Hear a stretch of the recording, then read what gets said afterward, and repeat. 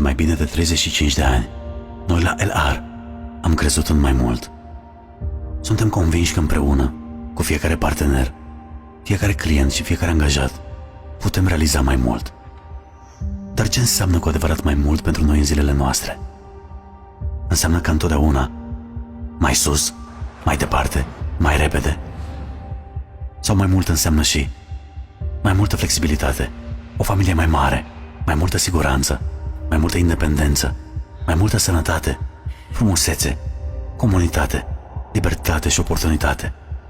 Mai mult înseamnă totul. Uneori mai puțin înseamnă mai mult, iar alteori mai mult înseamnă mai mult.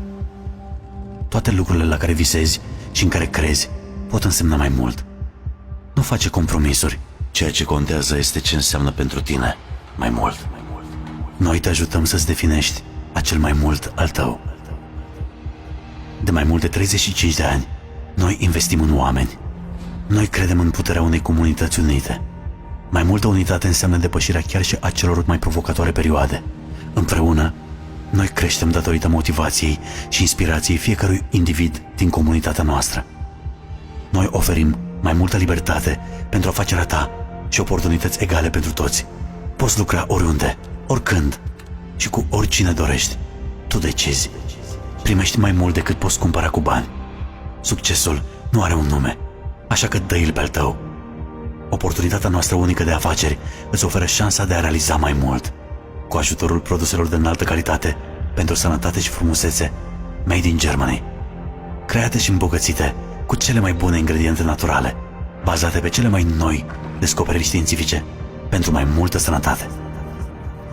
Astăzi, milioane de clienți din întreaga lume sunt complet îndrăgostiți de produsele noastre premium și mii de parteneri LR din 29 de țări cred cu tărie în puterea lui mai mult. Mulțumim pentru 35 de ani de pasiune, inspirație, vise împărtășite și momente unice. Suntem mândri de călătoria noastră împreună de până acum și suntem mândri să realizăm mai mult.